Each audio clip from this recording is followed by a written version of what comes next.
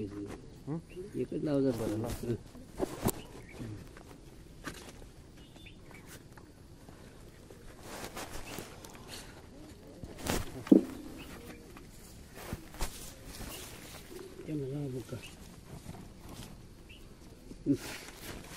ना तरी उदो असतो आपैसे अखंडित होत जात जैसे हे जन्म मरण तैसे अनिवार्य जगी.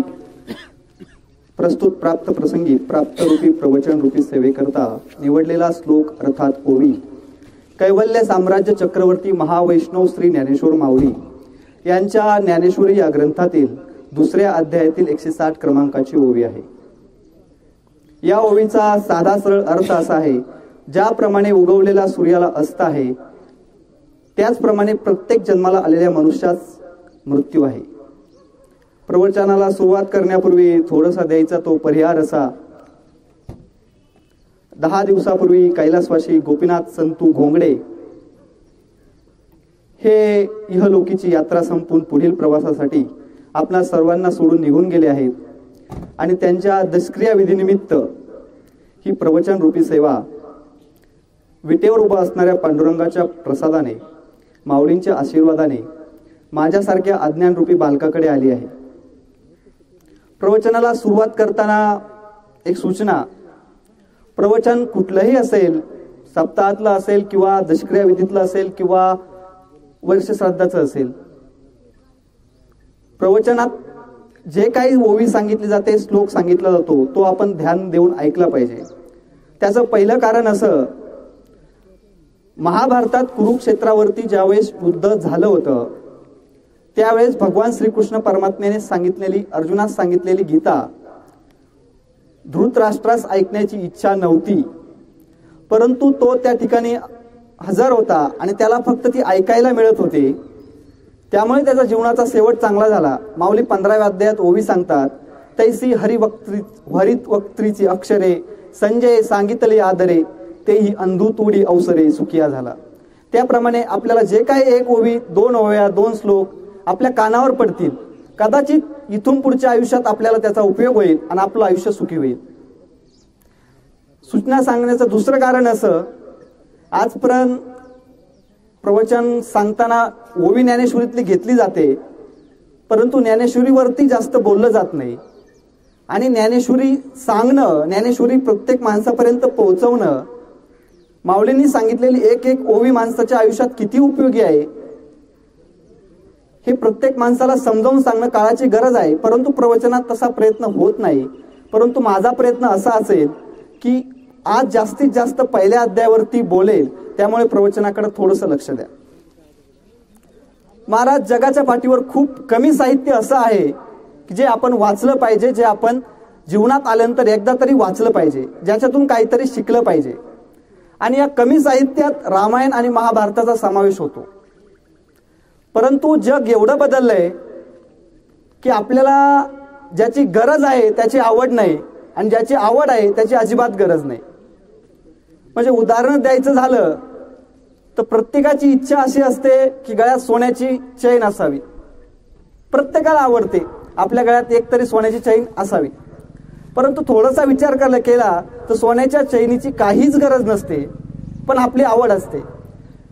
आणि गरज तुळशीच्या माळेची असते. प्रत्येकाच्या गळ्यात तुळशीची माळ असावी, ती काळाची गरज आहे, पण तुळशीची माळ घालण्याची मात्र आवड कुणाचीच नसते.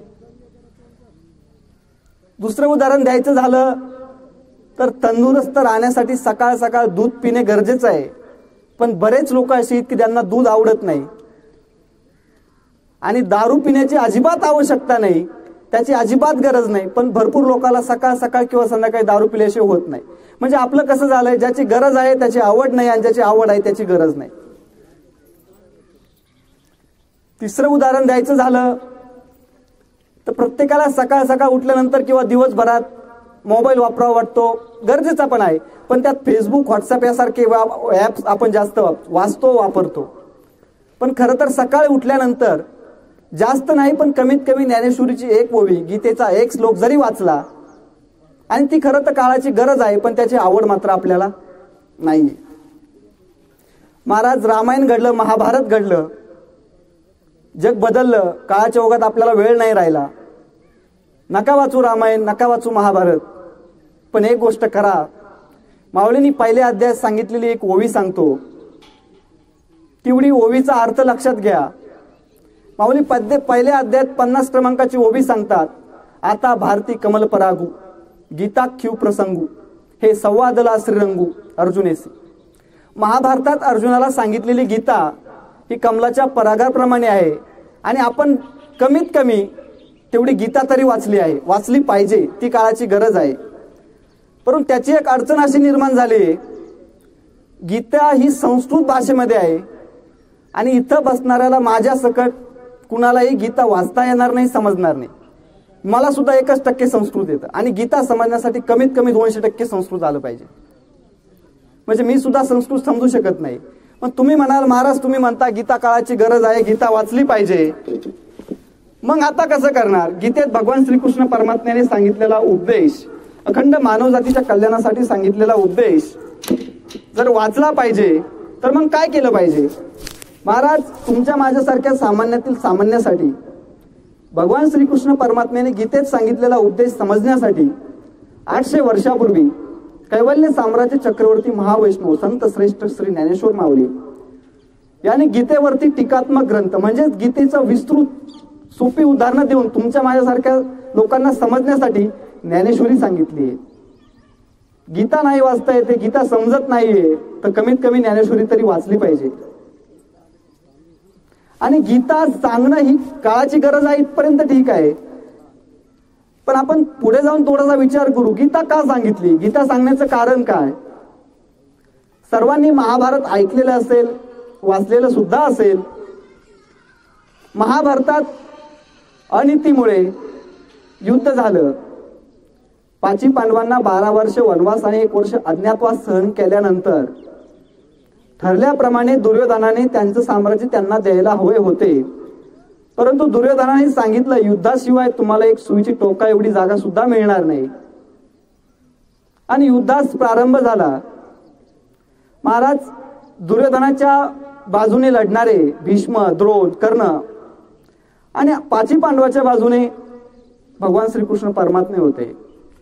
भगवान श्रीकृष्ण परमात्मे अर्जुनाच्या रथाचे सारथ्य करत होते. आणि ज्या वेळेस युद्धास प्रारंभ झाला, कौरवांचं सैन्य आणि पांडवांचं सैन्य एकमेकावर तुटून पडलं, त्यावेळेस अर्जुनाने भगवान श्रीकृष्ण परमात्म्यास सांगितलं की देवा, आपला रथ आता रणांगणावर घेऊन चला, युद्धास प्रारंभ झाला आहे. महाराज, भगवान श्रीकृष्ण परमात्म्यास ज्यावेळेस रथ घेऊन जाण्यास सांगितलं, त्यावेळेस भगवान श्रीकृष्ण परमात्म्याने अर्जुनाचा रथ काय केला? भीष्म आणि द्रोण यांच्या समोर नेऊन उभा केला. म्हणजे माऊली पहिल्या अध्यायात 175 क्रमांकाची ओवी सांगतात, जेत भीष्म द्रोणाधिक जवळिकेचे सन्मुख. ज्या ठिकाणी भीष्म आणि द्रोण दिसत आहेत त्या ठिकाणी नेऊन आपला रथ उभा केला. या ठिकाणी आपण थोडा विचार केला पाहिजे. युद्ध हे दुर्योधनासोबत होतं, अनिती ही दुर्योधनाने केली होती आणि पराभव सुद्धा दुर्योधनाचाच करायचा होता. परंतु भगवान श्रीकृष्ण परमात्म्याने तो रथ, अर्जुनाचा रथ, दुर्योधनासमोर न नेता भीष्म आणि द्रोण यांच्या समोर नेऊन उभा केला. पण थोडा विचार केला पाहिजे. तसं पाहिलं तर दुर्योधनासमोर न्यायला पाहिजे होता.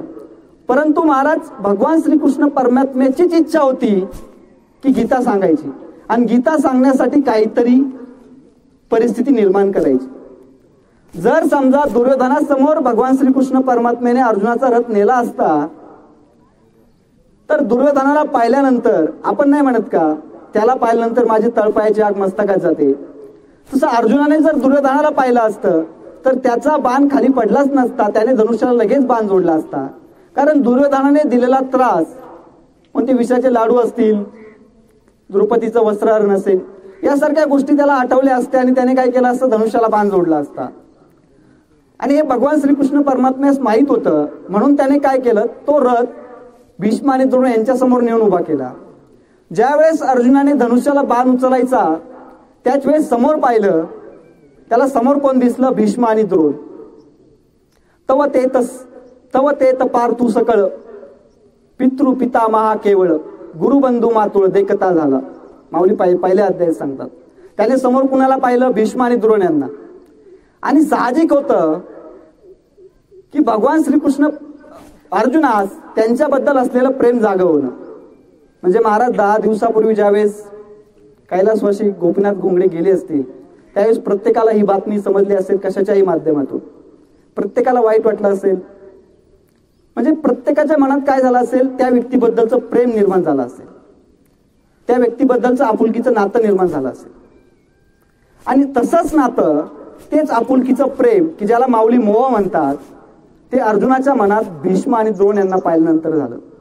माऊली पहिल्या अध्यायात ओळी सांगतात, जेने संग्रामी हरू जितिला, निवांत कवचाचा टाव फोडिला, तो अर्जुने मोह कवळीला क्षणा माझी. आणि ज्यावेळेस अर्जुनाने भीष्म आणि द्रोण यांना पाहिलं त्यावेळेस त्याचे हातपाय थरथर कापायला लागले. त्यावेळेस भगवान श्रीकृष्ण परमात्म्याने सांगितलं, अर्जुना आपल्याला लढायचंय, धनुष्याला बाण लाव. त्यावेळेस अर्जुन उत्तर देतोय. माऊली सांगतायत 222 क्रमांकाची ओळी पहिल्या अध्यायात, हे तू नेनसी कवण परी पैल भीष्म द्रोण, जयांचे उपकार साधारण आम्हा बहुत. महाराज, या ओवीची गरज आज प्रत्येकाला आहे. आपण कुणाचेच उपकार लक्षात ठेवत नाही.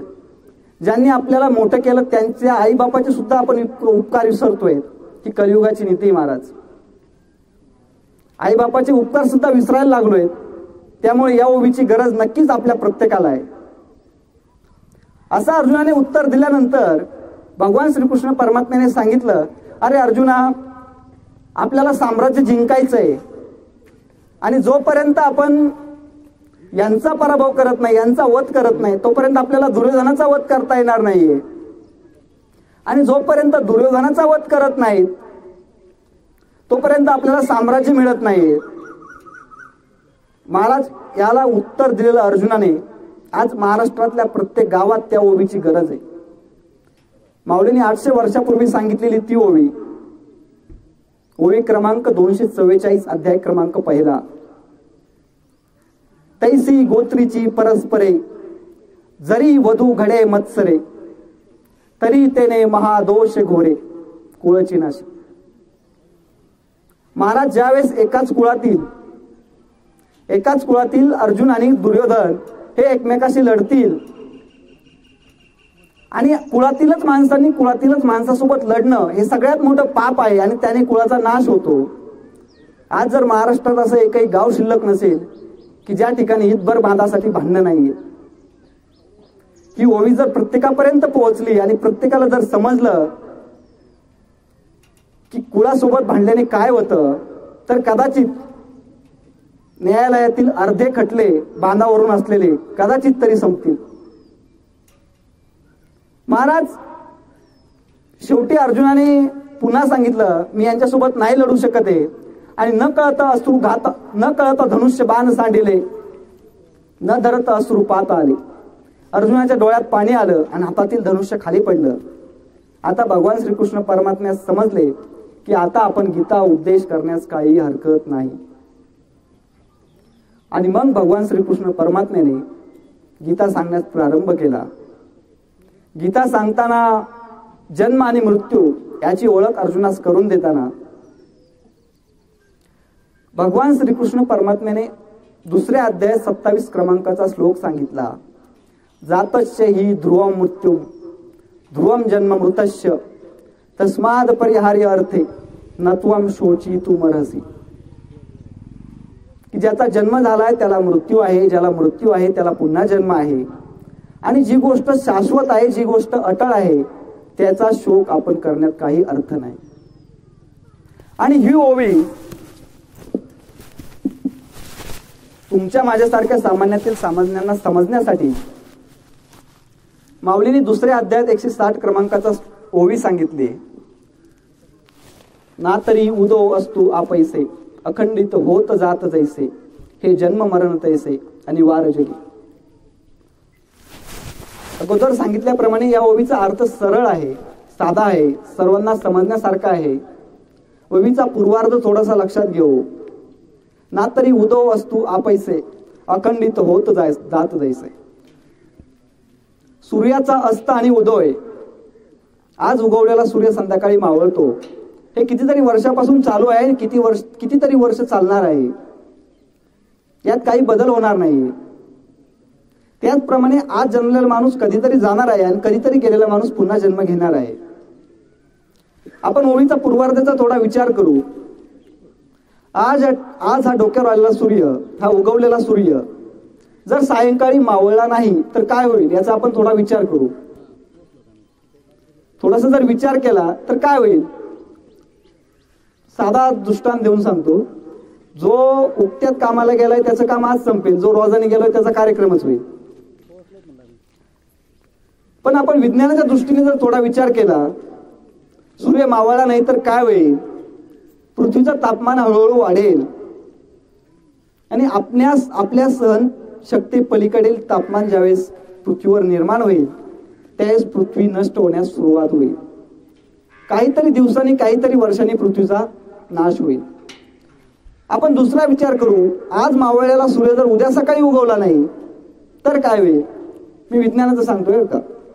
तर विज्ञान असं सांगतं, जर आज मावळलेला सूर्य उद्या सकाळी उगवला नाही तर 48 तासानंतर पृथ्वीवरचं तापमान -डिग्री मध्ये जाईल की जे आपणा कुणाला सहन होणार नाही. 8 दिवसानंतर आपल्यासारखे सजीव नष्ट होतील आणि महिनाभरानंतर संपूर्ण पृथ्वी नष्ट होईल. म्हणजे सूर्याचं उगणंही तितकंच महत्व आहे आणि मावळणं सुद्धा तितकंच महत्वाचं आहे. ओवीचा उत्तरार्ध पाहू. हे जन्म मरण तैसे अनिवार्य जगी. म्हणजे त्याचप्रमाणे इथं बसणारा प्रत्येक मनुष्य जन्म घेऊनच आलेला आहे. आईच्या पोटात 9 महिने जन्म घेऊनच आलेला आहे. इथं कुणीही असं नसेल की ज्याने आईच्या पोटात 9 महिने न राहता जन्म घेतलाय. आणि तर कुणीही असं नाही की ज्याला मृत्यू नाहीये. जर असं झालं, आता एखादी आकाशवाणी झाली आणि आवाज आला की आजपासून पृथ्वीवर कुणीही माणूस जन्माला येणार नाहीये, इथून पुढे जन्म कुणाचाच होणार नाहीये, तर साधारणतः 100 वर्षानंतर प्रत्येकाचं आयुष्य आज जन्मल्याचं जर 100 वर्ष धरलं तर 100 वर्षानंतर इथं असणारी सर्व मानवसृष्टी नष्ट झालेली असेल. आणि दुसरी आकाशवाणी झाली की आजपासून कुणालाही मृत्यू नाहीये, तरी सुद्धा काहीतरी वर्षानंतर इथं एवढी गर्दी झालेली असेल की आपल्याला जगणं नको होत जाईल. म्हणजे थोडक्यात सांगायचं काय तर माऊली 800 वर्षापूर्वी सांगतायत, ज्याप्रमाणे सूर्य उदय होतो, सूर्यास्त होतो, त्याचप्रमाणे जन्म होतो आणि मृत्यू होतो. आणि याच 2 गोष्टीमुळे जग चालू आहे. यात पैकी एक गोष्ट जरी खंड पडला तरी सुद्धा पृथ्वी नष्ट होईल.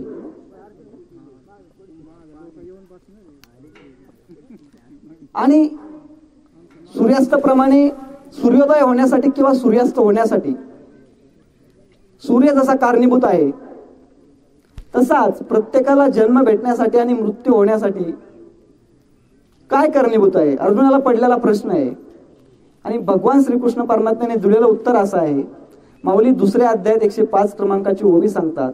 उपजे आणि नाशे ते माया वंश दिशे, एरवी तत्वता वस्तूचे असे ते अविनाशीचे. ज्याचा जन्म आहे त्याला मृत्यू आहे, त्याला मृत्यू आहे त्याला जन्म आहे. आणि यामध्ये एक गोष्ट मात्र अविनाशी आहे आणि ती म्हणजे आत्मा. आता हा आत्मा कोण, हा प्रश्न ज्यावेळेस अर्जुनाने भगवान श्रीकृष्ण परमात्म्यास विचारला, भगवान श्रीकृष्ण परमात्म्याने दिलेलं उत्तर माऊली 10व्या अध्यायात सांगतात. ऐके कुटिलालक मस्तका धनुर्वेद त्र्यंबका, मी आत्मा ऐसे एक एका भूतमात्रांच्या ठाई. आज कुठलाही धर्म घेतला किंवा कुठलाही माणूस घेतला, शिकलेला असो किंवा न शिकलेला असो, त्याचं एक मत असतं की जगात देव आहे आणि देव तुमच्या माझ्यात आहे. नास्तिक असो आस्तिक असो, तो एकच सांगतो की देव आहे आणि देव माणसात आहे. महाराज हेच माऊलींनी 800 वर्षापूर्वी सांगितले. आपल्याला कळण्यास उशीर होतोय. माऊली 800 वर्षापूर्वी सांगतायत की प्रत्येक प्राण्यामध्ये जो आत्मा आहे ना, तेच माझं रूप आहे. मग अर्जुनाला प्रश्न पडला किंवा आपणालाही पडतो की आज आपल्यात आत्मा आहे, भगवान श्रीकृष्ण परमात्म्याचा अंश आहे, तो आत्मा आहे. आपल्याला जन्म झाल्यानंतर मरण आहे, इथपर्यंत ठीक आहे. पण मरणानंतर परत जन्म का, काय होऊ शकतं. जर समजा एखाद्याला पातळीला जायचंय, संध्याकाळी टाकलेलं जायचंय, तर मग पातळीला जायचंच कशाला. म्हणजे जन्मायचंय आणि पुन्हा मृत्यू आहे, आणि मृत्यूनंतर पुन्हा जर जन्म आहे तर मृत्यूच का? काय आवश्यकता आहे मृत्यूची? माऊली दुसऱ्या अध्याय 144 क्रमांकाची ओवी सांगतात, हा आत्मा असं का करतो? जन्मानंतर मृत्यू, मृत्यूनंतर जन्म का करतो? 144 क्रमांकाची ओवी, अध्याय क्रमांक 2. जैसे जीर्ण वस्त्र सांडीचे मंग नूतन वेडीचे, तैसे देहांतरा ते स्वीकारीजे चैतन्यनाथे. हा आत्मा आपण ज्याप्रमाणे आपल्या अंगावरची कपडे ज्यावेळेस फाटतात त्यावेळेस नवीन परिधान करतो, त्याचप्रमाणे ज्यावेळेस हे शरीर निकामी व्हायला सुरुवात होतं त्यावेळेस आत्मा काय करतो? या शरीराचा त्याग करतो आणि दुसरं शरीर शोधतो.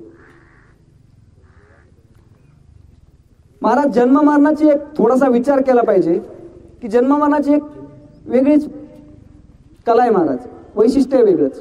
म्हणजे ज्यावेळेस आपला जन्म होतो ना त्यावेळेस आपण एकटे रडत असतो आणि बाकी सगळे हसत असतात, आणि ज्यावेळेस आपला मृत्यू होतो ना त्यावेळेस सगळे रडत असतात आणि कदाचित मृत्यूनंतर आपण हसत असतो.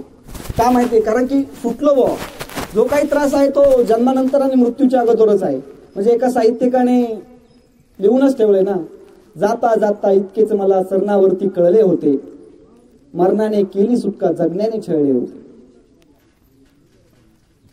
म्हणजे खरा त्रास जो आहे तो जन्मानंतरच आहे ना आणि मृत्यूच्या अगोदरच आहे. परंतु जन्मानंतर मृत्यू आहे, मृत्यूनंतर जरी सुटलो तरी पुन्हा जन्म आहे, म्हणजे पुन्हा त्रास आहे. आणि मग हा फेरा चुकवायचा तर कसा चुकवणार? हा जन्म मृत्यूचा फेराच नको. आणि मृत्यूनंतर आपल्यासोबत काय येतं? काहीच येत नाही, फक्त आपलं कर्म येतं आणि मागे सुद्धा कर्मच राहतं. म्हणजे आपण सोडून गेल्यानंतर सोबतही कर्म येतं, मागेही कर्म येतं. तुकोबराय सांगतात, तुका म्हणे एका मरणाची सरे, उत्तम चिवरे कीर्ती मागे. आपण जे काही चांगलं केलं असेल तेच मागं राहतंय, जे काही चांगलं केलं असेल तेच सोबत येते, वाईट केलं असेल तर वाईटच सोबत येते, वाईट केलं असेल तर वाईटच सोबत येते. मग जन्मांतर सोबत येणारे कर्माचे 3 प्रकार पडतात. 3 प्रकार माऊलीने सांगितले 9व्या अध्याय 316 क्रमांकाची ओवी. स्वर्गा पुण्यात्मके पापे येईजे, पापात्मके पापे नरका जाईजे, मग माते जेने पाविजे ते शुद्ध पुण्य. कर्माचे 3 प्रकार सांगितले, एक पाप, दुसरं पापात्मक किंवा पुण्यात्मक पाप किंवा पापात्मक पुण्य, आणि तिसरं शुद्ध पुण्य. महाराज हे कर्माचे 3 प्रकार आहेत आणि 3 प्रकार खूप सोपे आहेत, साधे आहेत, तुम्हाला लगेच समजतील. आपलं चांगलं व्हावं हे प्रत्येकाला वाटतं, पण आपलं चांगलं करण्यासाठी दुसऱ्याचं वाटोळं करावं हे सगळ्यात मोठं पाप आहे महाराज. हे झालं पाप. पुण्यात्मक पाप कसं किंवा पापात्मक पुण्य कसं? आपलं चांगलं होतंय पण दुसऱ्याचं चांगलं होत असं, आपलं चांगलं होत नाही पण दुसऱ्याचं होतंय, मग आपण न होऊ देणे. म्हणजे आपलं चांगलं झालं तरच दुसरं चांगलं व्हावं असा विचार करणे म्हणजे पुण्यात्मक पाप. आणि आपलं वाटवं झालं तरी चालेल पण दुसऱ्याचं चांगलं होतंय ना असा विचार करणं म्हणजे शुद्ध पुण्य. पुढे जाऊन सांगतो महाराज, तुम्हाला सर्वांना पटेल असा दृष्टांत. महाराजांनी प्रवचन करावं, कीर्तन करावं, परंतु पाकिटे ठरवून घ्यावं हे पाप. महाराजांनी कीर्तन करावं, प्रवचन करावं, पण जे काही दिलंय तेवढंच घ्यावं हे झालं पुण्यात्मक पाप. आणि महाराजांनी कीर्तन करावं, प्रवचन करावं, 1 रुपया न घ्यावा हे झालं शुद्ध पुण्य. तुम्हाला सगळ्याला समजलं असेल कारण महाराजांचा दृष्टांत लवकर समजतो लोकांना. महाराज जन्म मरण चुकवायचंय याच जन्मात शक्य आहे आणि फक्त मनुष्य जन्मातच शक्य आहे. का बरे मनुष्य जन्मातच का शक्य आहे? म्हणजे आपल्याला जर 84 लक्ष येऊन फिरून यायचंच आहे, पुन्हा तो जन्म आहे, दुसऱ्या जन्मात का नाही? गाईच्या, म्हशीच्या, बैलाच्या या जन्मात का शक्य होत नाही? तुम्ही म्हणाल की प्राण्यांना बुद्धी नाही, हुशार नाहीत प्राणी. नाही महाराज, प्राणी आपल्यापेक्षा हुशार आहेत काही काही बाबतीत. तुम्ही थोडा विचार केला असेल किंवा लक्षात आला असेल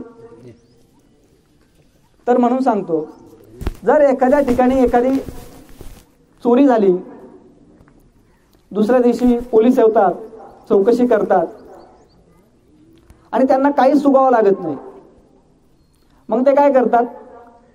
श्वान पथक बोलवतात, कुत्रे येतात आणि कुत्र्याला काहीतरी सुगावा लागतो.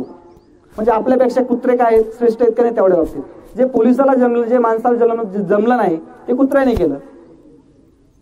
महाराज दुसरं दृष्टांत सांगतो. एक शहर असतं आणि त्या शहरात बंट्या नावाचा मुलगा असतो. त्याने एक लहानपणी मांजराचं पिल्लू पाळलेलं असतं.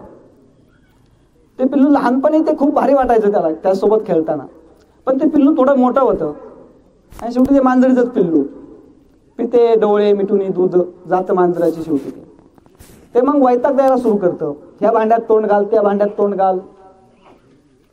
आणि मग ते त्याच्या घरचे आहेत ना वैतागतात त्या पिल्लाला. मग ते बंट्याला सांगतात, अरे बंट्या, हे पिल्लू कुठंतरी लांब जंगलात सोडून ये, याचा आपल्याला त्रास होतोय आता. मग बंट्या काय करतो, लांब जंगलात जातो, शहरापासून खूप लांब जातो आणि त्या पिल्लाला त्या ठिकाणी सोडतो. परत बंट्या घरी येतो. बंट्या घरी येऊन पाहतो तर बंट्याच्या अगोदर पिल्लू घरी आलेलं असते. बंट्या परत ते पिल्लाला घेतो, पहिल्यापेक्षा दुप्पट अंतरावर जातो, परत पिल्लाला सोडतो. बंट्या घरी येतो. घरी आल्यावर बघतो तो पिल्लू बंट्याच्या आधी घरी हजर. तिसऱ्या वेळेस काय करतो बंट्या, तिप्पट अंतरावर जाताना थोडे आडवळणी घेत जातो आणि मग जंगलात त्या पिल्लाला सोडून देतो. बंट्या घरी यायला निघतो. 5-10 मिनिटं होतात. बंट्या घरी फोन करतो, अगं आई, मी आपल्या घरचं ते पिल्लू सोडण्यासाठी जंगलात आलो होतो, ते पिल्लू घरी आलंय का? आई म्हणते, हो बंट्या, ते पिल्लू घरी आलंय. बंट्या तिकडून सांगतो, आई मग त्या पिल्लाला परत पाठवून दे, मी स्वतःच रस्ता चुकलोय. म्हणजे जे आपल्याला विसरतोय ते मांजरच पिल्लू विसरत नाही. म्हणजे त्यामध्ये काय एक गुण श्रेष्ठ आहे आपल्यापेक्षा. मग आपल्यालाच फक्त का हा जन्म मरण देह चुकवता येतो, त्याचं कारण असं आहे, फक्त या मानवी जन्मातच आपल्याला चांगलं कर्म करता येतं, आपल्याला भक्ती करता येते, आपल्याला प्रेम करता येतं. हे सर्व फक्त आणि फक्त मनुष्य जन्मातच जमतं. म्हणून या जन्मात फक्त जन्म मृत्यूचा फेरा चुकवता येतो. मग त्यासाठी काय केलं पाहिजे? 9व्या अध्यायात 288 क्रमांकाची ओळी माऊली सांगतात, जो मज होय अनन्य शरण, त्याचे निवारी मी जन्म मरण, या लागी शरणागत शरण मीच ऐकू. त्यासाठी काय करावं लागतंय? मला शरण यावं लागतंय. मला शरण यायचं म्हणजे भगवंता शरण जायचं. मग कसं जायचं? तर ते एकच करायचं, अगोदर सांगितल्याप्रमाणे प्रत्येक प्राणी मात्र जर आत्मा आहे आणि तो आत्मा म्हणजे भगवंत आहे, तर फक्त प्रत्येक प्राणी मात्राचं हित पाहायचं. त्याच्यासाठी काय चांगलं करता येत असेल तेवढंच चांगलं करायचं, यापेक्षा दुसरं काही वेगळं करायचंच नाही. त्यानेच आपला जन्म मरणाचा फेरा चुकतो. परंतु महाराज, कलियुगात एवढं बदललंय की आपलं हित असेल तरच आपल्याला दुसऱ्याचं चांगलं करता येतंय. आपल्या हितासाठी दुसऱ्याचं वाटोळ होत असेल ते सुद्धा आपण पाहत नाही. आपण दुसऱ्याचा विचारच करत नाही. त्याही पुढे जाऊन सांगतो महाराज, आपल्याला देव प्रत्येक प्राणी मात्र सुद्धा दिसतच नाही, माणसातही दिसत नाही. त्याही पुढची दुर्दैवाची गोष्ट अशी आहे, आज आपल्याला देव मायबापात सुद्धा दिसत नाहीये. ही खरंच सगळ्यात मोठी दुर्दैवाची गोष्ट आहे. तुका म्हणे माय बाप अवघे देवाचे स्वरूप. कमीत कमी मायबापात तरी आपण देव पाहिला पाहिजे, पण तो सुद्धा आपल्याच्याने शक्य होत नाही. महाराज, एक ग्रामीण खेडं असतं आपल्या टाकळी मालूण गावासारखंच, आणि त्या खेड्यात एक बाळ्या नावाचा मुलगा असतो. बाळ्या अभ्यासात खूप हुशार असतो. म्हणजे एवढा हुशार असतो की त्याच्या शिक्षकाला वाटेल किंवा त्याच्या आईबापालाच वाटेल की तो मोठा अधिकारी होईल. असं नसतं तर अख्ख्या गावाला वाटत असतं की बाळा एवढा हुशार आहे की तो एक दिवस काहीतरी अधिकारी होणार आहे, तो काहीतरी अधिकारी नक्की बनणार आहे. पण महाराज, एक गोष्ट अशी असते की बाळ्याचे मायबाप गरीब असतात. गरिबीपेक्षाही पुढचं जाऊन सांगतो, त्याच्या मायबापाला एक डोळा नसतो दोघालाही. आणि या गोष्टीमुळं ज्यावेळेस बाळ्याचे मायबाप शाळेत येत असतात त्यावेळेस ती गोष्ट बाळ्याला आवडत नसते. कारण की बाळ्याला त्याचे मित्र चिडवत असतात, आंधळ्याचा मुलगा म्हणून. शिक्षक सांगत असतात की बाळ्याच्या मायबापाला की तुम्ही शिकवा, मुलगा खूप हुशार आहे, पुढे जाऊन खूप मोठा अधिकारी होईल. बाळ्याचे मायबापही सांगतात, मुला तुला आम्ही खूप शिकवू, खूप काही कष्ट करू, लोकांच्या जर सालाने राहू, मोलमजुरी करू, परंतु तुला शिकवू मात्र. त्यावेळेस बाळा घरी येऊन सांगतो, मी खूप अभ्यास करेल, सगळं करेल, फक्त तुम्ही शाळेत येत जाऊ नका, मला तुमचा राग येतो, तुम्हाला एक डोळा नाही, ही गोष्ट मला आवडत नाही. बाळ्याचे मायबाप सांगतात, ठीक आहे बाळा, आम्ही तुझ्या शाळेत येणार नाही, पण तू फक्त खूप शिकून मोठा हो, आपल्या गरिबीतून आपल्याला बाहेर काढ, तुझ्याकडून खूप अपेक्षा आहेत आम्हाला. बाळाही त्यांना सांगतो, हो मी खूप शिकेल, खूप अभ्यास करेल, फक्त तुम्ही माझ्या शाळेकडे येऊ नका. दिवसामागून दिवस जातात. बाळा 10वीला पहिला येतो, बाळा 12वीला पहिला येतो, बाळा शहरात शिकायला जातो.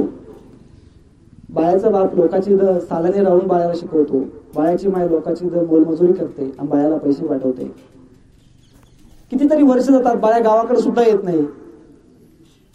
पण काही वर्ष गेल्यानंतर एक चांगली गोष्ट घडते.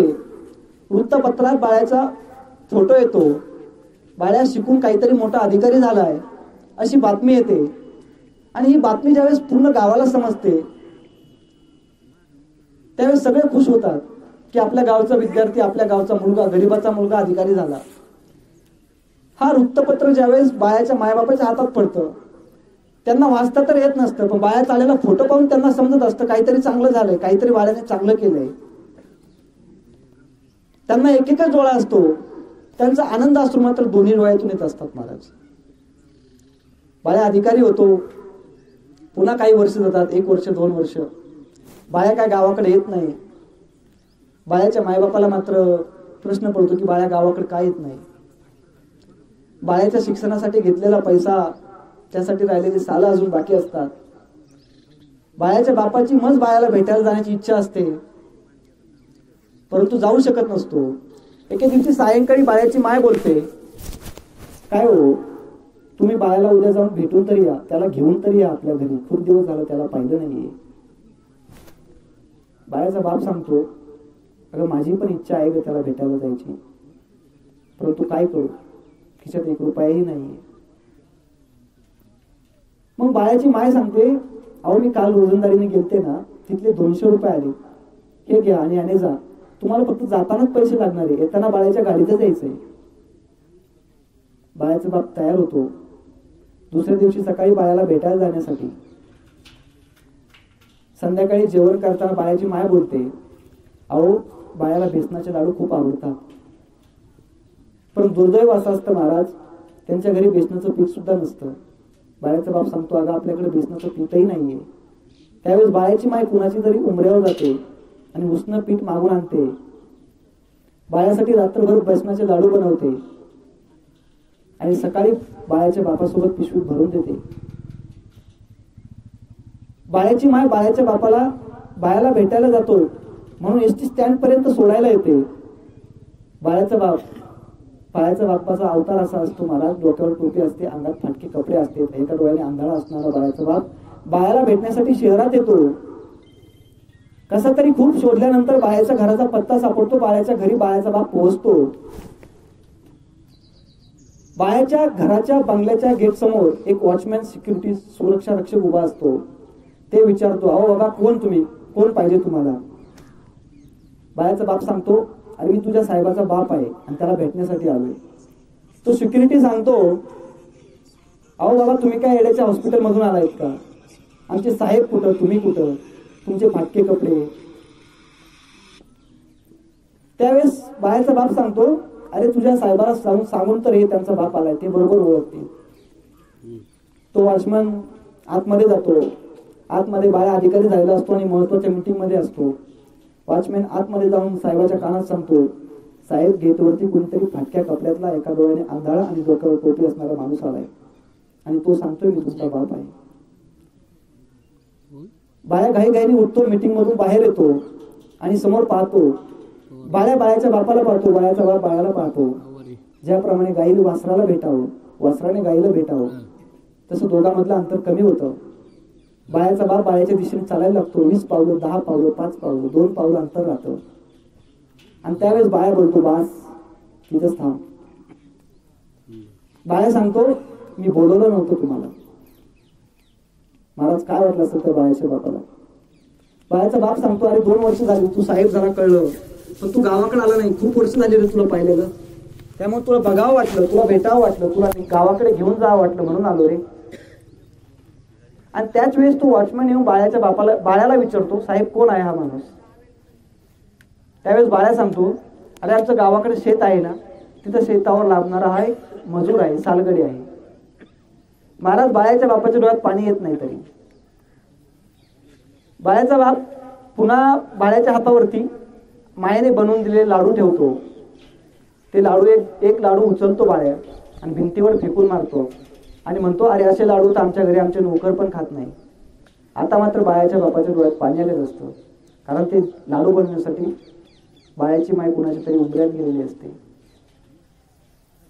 बाळ्याचा बाप मागे फिरतो, डोळ्यातील अश्रूंच्या धारा थांबत नसतात. बाळ्याचा बाप कसा तरी चालायला लागतो. बाळ्या सुद्धा आतमध्ये जाऊन मीटिंग मध्ये जाऊन बसतो. काहीतरी करून बाळ्याचा बाप घरी येतो आणि सायंकाळी घरी आल्यानंतर बाळ्याची माय विचारते, अहो आपला कुठेही बाळ्या, खूप मोठा अधिकारी झाला असेल, खूप नोकर असतील, खूप गाड्या असतील, खूप मोठं घर असेल, कसा दिसतो आपला बाळ्या, कसा राहतो? बाळ्याचा बाप एकच उत्तर देतो, अगं आपला बाळ्या आता आपला राहिला नाही, बाळ्या खूप मोठा साहेब झालाय. आणि दुर्दैवाने 2 दिवसांनी बाळ्याच्या बापाचं निधन होतं. महाराज बाळ्याला कॉल जातो, फोन जातो, तुमच्या वडिलांचं निधन झालंय, उद्या सकाळी त्यांचा अंत्यसंस्कार गावाच्या स्मशानभूमीत होणार आहे, तुम्ही 9 वाजेपर्यंत या. बाळ्या सांगतो, मी सकाळी 9 वाजेपर्यंत येतो, तुम्ही सगळी तयारी करून ठेवा. दुसऱ्या दिवशी सकाळी 8:30 वाजतात, 9 वाजतात गाडी येते. सगळ्याला वाटतं साहेब आले, साहेब आले. गाडीचा दरवाजा उघडला जातो, सगळ्याला वाटतं आता साहेब उतरणार. महाराज गाडीत साहेब नसतात, साहेबांचा पीए असतो. पोलीस पाटलांना भेटतो आणि पीए सांगतो, साहेबांना महत्वाची मीटिंग असल्यामुळे साहेब मुंबईला गेले, त्यांनी हे पाकिट पाठवले, यामध्ये अंत्यसंस्काराचे सगळे पैसे आहेत, तुम्ही अंत्यसंस्कार ओळखून घ्या, उद्या साहेब भेटण्यासाठी येतील. महाराज दृष्टांत खोटा वाटेल, दृष्टांत आहे असं वाटेल. साधारणतः 10 किंवा 12 महिन्यापूर्वी एक घटना घडली. मायबापाने आपला मुलगा शिकून परदेशात नोकरीसाठी पाठवला. मुलाने तिकडच नोकरी केली, तिकडच लग्न सुद्धा केलं आणि तो इकडे यायचं नाव घेत नव्हता. अशा परिस्थितीत त्या मुलाच्या बापाने देह ठेवला. त्याला फोन केला, तो मुलगा सांगितलं, मुलाने सांगितलं, मी काय येऊ शकत नाहीये, एकुलता एक मुलगा होता महाराज, तुम्हीच अंत्यसंस्कार करून घ्या, मी पैसे पाठवतो. दुर्दैवाची गोष्ट महाराज, त्या बापाचा अंत्यसंस्कार एका मुस्लिम धर्माच्या मुलाने केला. याचं काहीच वाईट वाटत नाही महाराज, याची खंत वाटत नाही. दुर्दैव हे वाटतं की ही घटना शिवरायांच्या महाराष्ट्रातील, माऊली तुकोबारायांच्या महाराष्ट्रातील सातारा जिल्ह्यातील. परिस्थिती खूप बदलली. बाळ्याच्या बापाच्या अंत्यसंस्काराला येत नाही. दुसऱ्या दिवशी बाळ्याच्या मायेला भेटण्यासाठी येतो. बाळ्याची माय बघते, बाळ्या आलाय, मन भरून बघते. बाळ्याही मायेच्या दिशेने यायला लागतो. आता मात्र बाळ्याची माय सांगते, 2 पावलं अंतर राहिल्यावर बास तिथंच थांब. ती सांगते, अरे बाळा, दुष्काळाच्या साली जन्म तुझा झाला, तुझ्या दुधासाठी आम्ही चहा सोडून दिला. तुला दूध पुरत नव्हतं ना, म्हणून आम्ही चहा प्यायचा बंद केला. बाळ्या तू लहानपणी विचारायचास ना की आम्हाला एक डोळा का नाहीये. बाळ्या त्याचं उत्तर मी तुला आज सांगते, ध्यान देऊन ऐक बाळा. बाळ्या तू लहान होतास आणि तुझा बाप तुला एका यात्रेत घेऊन गेला होता आणि यात्रेवरून येताना तुझा अपघात झाला होता. त्या अपघातात बाळ्या तू तुझे दोन्ही डोळे गमावले होते. ज्यावेळेस डॉक्टरांनी आम्हाला सांगितलं ना की बाळ्याचे दोन्ही डोळे गमावले, त्यावेळेस आम्ही विचार केला बाळ्या की आमचं आयुष्य संपलंय, पण तुझ्या पुढे तुझं सगळं आयुष्य बाकी आहे. त्यावेळेस बाळ्या आम्ही दोघांनी एक डोळा तुझ्यासाठी दान केला. बाळ्या आता मात्र बाळ्याच्या डोळ्यात पाणी असतात, पण वेळ निघून गेलेली असते. महाराज तुकोबाराया सांगतात, तुका म्हणे पाप ज्या माय ना आवडे ज्या बाप. ज्याला मायबाप आवडत नाहीत ना, ते पाप सगळ्यात मोठं आहे महाराज. मायबापाची सेवा हीच ईश्वराची सेवा आहे. आता कार्तिक वारी आली महाराज पंढरपूरची. पांडुरंग कितीतरी युगे 28 विटेवर उभा. कशासाठी महाराज? फक्त त्या पुंडलिकाला भेटण्यासाठी की ज्याने मायबापाची सेवा केली. मायबापाची सेवा करा. जगात दुसरं कोणतंच दैवत नाही की मायबापापेक्षा श्रेष्ठ आहे. संपत्ती सगळं काही मिळवता येतं महाराज, पण मायबाप मिळवता येत नाही. ज्याला हात नाही त्याला विचारा हाताची किंमत, ज्याला पाय नाही त्याला विचारा पायाची किंमत, आणि ज्याला मायबाप नाहीत ना त्याला विचारा मायबापाची किंमत. प्रवचनातून काही घेऊन जाऊ नका. आतापर्यंत जे काही सांगितलं त्याने तुम्ही कुणी सुधारणार नाही, मला खात्री आहे महाराज. त्याचं कारण असं, 800 वर्षापूर्वी माऊली आणि 400 वर्षापूर्वी तुकोबाराया यांनी समाज सुधारण्याचा प्रयत्न केला, समाज सुधारला नाही.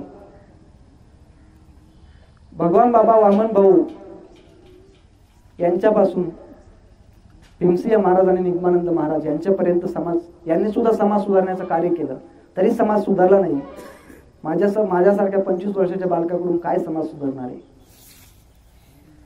पण एक गोष्ट आपण बदलू शकतो, एक चुकीची पद्धत दशक्रिया विधीतली आपण बदलू शकतो, आणि ती पद्धत बदलली पाहिजे. म्हणून सांगतो महाराज, ज्या वेळेस दशक्रिया विधी असतो किंवा वर्षश्राद्ध असतं, त्या वर्षश्राद्धाचं जे काही अन्नदान असतं त्या अन्नदानाचा स्वीकार आपण करत नाही. ही सगळ्यात मोठी चुकीची पद्धत आहे महाराज. महाराज, मी अशी काही लोक पाहिली की जे स्वतःच्या मायबापाच्या दशक्रिया विधीचं सुद्धा जेवण करत नाही. काही तर महिन्यानंतर दुखणं येतं. जेवण केल्यानंतर दुखणं येतं का नाही माहित नाही, पण जेवण न केल्याने मात्र कधीतरी दुखणं येऊ शकतं महाराज. आपण साधा विचार करा, आपण जर कुणाचं जेवलं तरच आपलं कुणी जेवणार आहे, नाही तर आपलं जेवायला माणसं बी नसणार आहे. महाराज, हा दशक्रिया विधी असतो किंवा वर्षश्राद्ध असतं ना, हा एक यज्ञ असतो महाराज. माऊली 3ऱ्या अध्यायात 120 क्रमांकाची ओवी सांगतात, गुरु गोत्र अग्निपूजी अवसरे भजे द्विजी निमित्तादिकी येजी पितृ उद्देशे. पित्राच्या उद्देशाने केलेला हा एक यज्ञ असतो. आणि कुठल्याही यज्ञाचा महाप्रसाद न स्वीकार करणं हे एक प्रकारचं पापच आहे ना. कारण की बघा ना, दशक्रिया विधीमध्ये वस्त्रदान केलं जातं, पिंडदान केलं जातं, ब्राह्मणाला दान दिलं जातं, ज्ञानदान सुद्धा दिलं जातं. एवढ्या प्रकारचं दान केलेलं हा यज्ञ, आणि या यज्ञाचा अन्नाचा स्वीकार न करणे म्हणजे मोठं पापच ना. ज्यावेळेस मी पहिल्या प्रवचनात हे सांगितलं त्या दिवशी लोक लगेच, म्हणजे मी जाऊन 2-3 जणांना म्हटलं प्रवचन सांगितलं, जरा जेवण करून घेऊ. ते लगेच म्हटले आज आमचा उपवास आहे. आणि दुर्दैवाने त्या दिवशी शनिवार होता, पण आज मात्र बुधवार आहे. बुधवार काय कोणत्या देवाचा नाहीये. जर दशक्रिया विधीचं जेवण केल्यानंतर तुम्हाला आजार होत असेल किंवा आजारी पडत असाल तर दशक्रिया विधीला यायचंच नाही महाराज. आणि महाराज असेल, महाराज जर जेवण करून जात नसेल ना, समजायचं त्याने ज्ञानेश्वरीतील 3रा अध्याय वाचलाच नाही. कारण ज्या अन्नासाठी आज विश्व कशासाठी चालतंय, प्रत्येक जण माणूस कशासाठी जगतोय, फक्त अन्नासाठी, बरोबर का नाही? मग अन्नाचा त्याग का, अन्नाला नाकारायचं का? मागे एक दशक्रिया विधी होता आणि त्या ठिकाणी गुलाबजामुनचं अन्नदान होतं.